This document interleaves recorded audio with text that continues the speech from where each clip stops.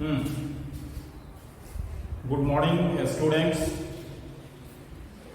In the last class, I taught to you about the ammeter. Ammeter, that is a device which is used to measure the current flowing through the circuit. And this device or the ammeter is connected in series in the circuit or in the cell or the battery. If we want to measure the current flowing through the circuit, we always connect it in series. Series combination. In the last class, I have also discussed about the parallel combination and the series combination.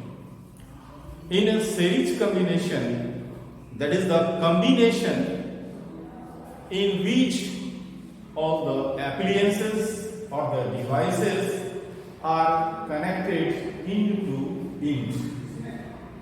So, to measure the current, we connect the ammeter in series and you can observe it by this diagram. Suppose this is a resistor. We want to connect the ammeter, then we connect it in this way. And also in any circuit, suppose there is a circuit,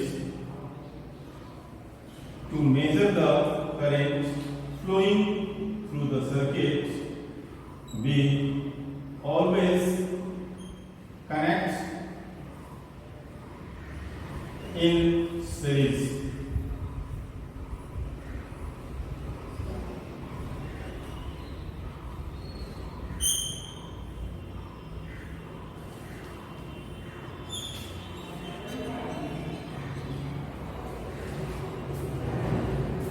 So, in this way, we always connect the ammeter in a series, and one thing that is important, that an ammeter has negligible resistance or very small resistance, due to which it takes negligible current, or you can say that it cannot alters the current flowing through the circuit.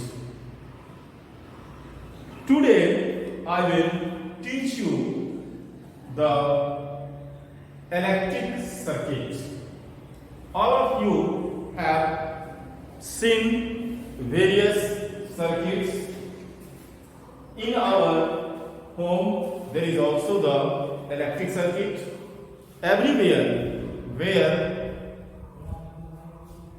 appliances are used, there is a circuit. So first of all, we want to know about the electric circuit. What is the electric circuit?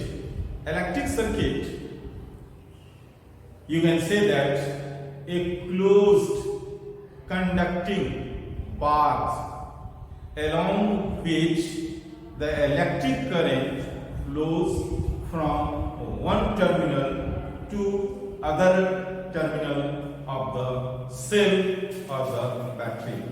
Once again, a closed conducting path along which the electric current flows from one terminal to other terminal of the cell or the battery.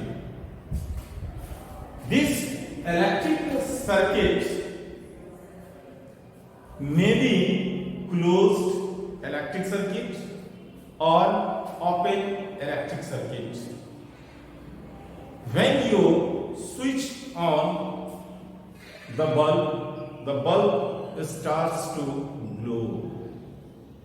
And when you switch off, then the bulb or the appliances which are working due to electricity is switched off. That means when we switch on, the electric circuit becomes closed and the current starts to flow in the circuit. But when we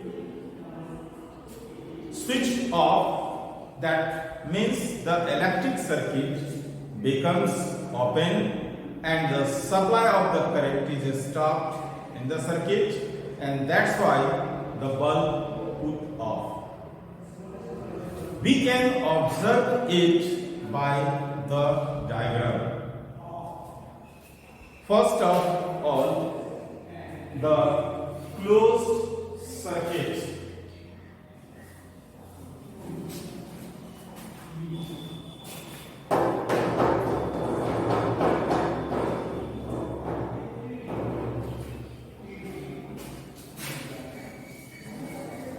You can observe this.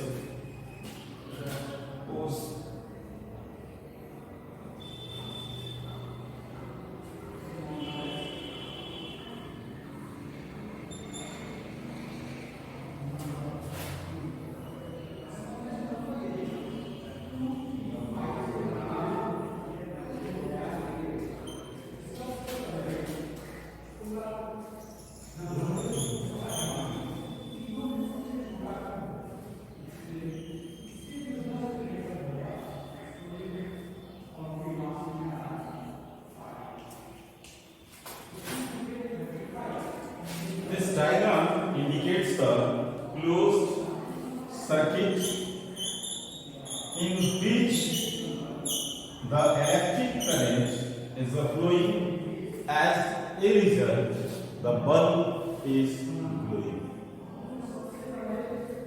Similarly, there is another circuit in which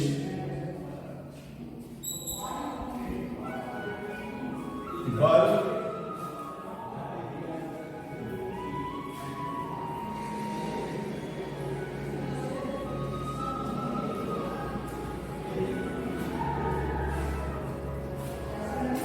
does not glow because this is the open circuit. That means in this circuit, current is not flowing because the switch is open, and in this way the circuit becomes open, due to which the current is not flowing in the circuit and bulb does not glow. So there are two electric circuits. One is closed circuit, another is open circuit. Closed circuit, that is the electric circuit in which all the components are connected to each other or one another. In closed circuit, every appliances or the devices are connected and the current flows in the circuit and the appliances works properly. But in open circuit, there is a break of flowing of current due to defective wiring or free ends of any appliances. That means in the circuit there is a break in any part of the circuit.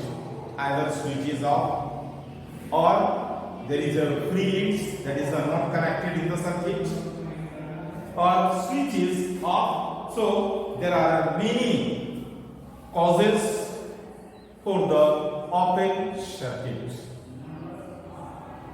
So you understand this, the electric circuit, that is the closed circuit and open circuit. And Next is the circuit diagram. What do you understand by the circuit diagram? Here I have used some symbols, just like this symbol indicates the electric bulb, this indicates the plug key, this is the battery.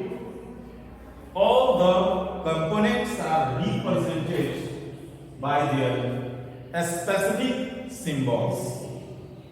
So the circuit diagram, you can say that the circuit diagram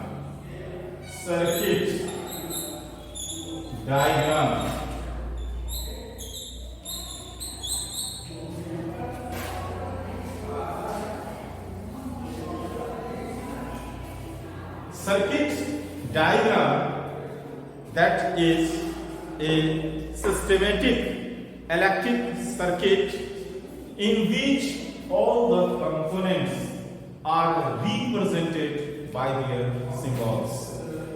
Once again, the circuit diagram becomes an electric circuit in which all the components are represented by their symbols, such as the cell is represented by this symbol, the wire is represented by this straight line.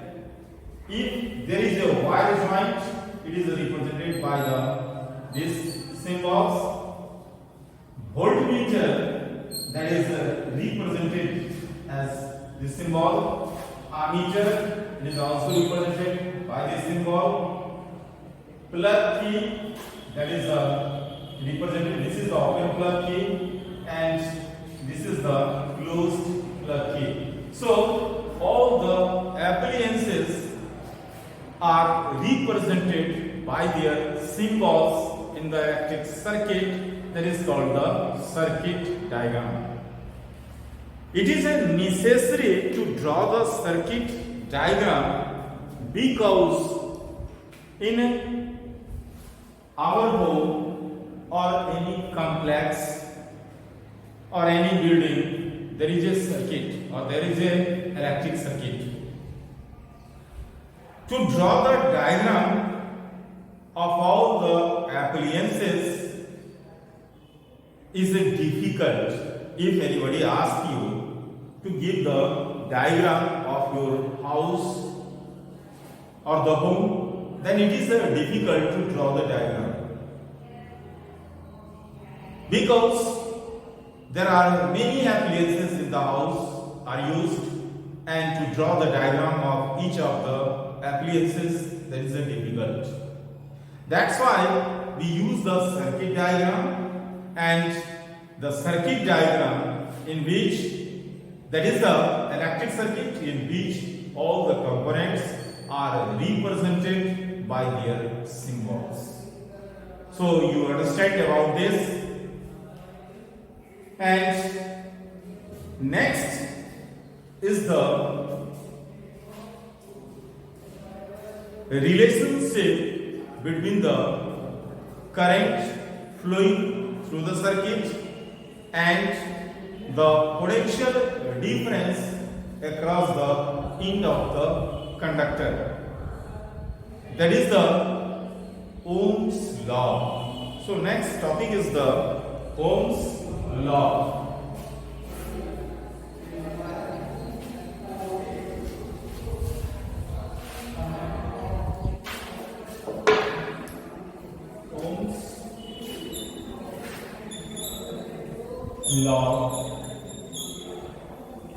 Ohm's law. Ohm's, that was a German physicist, George Simon Ohm, who established the relationship between the current flowing through the circuit and the potential difference applied across the end of the conductor.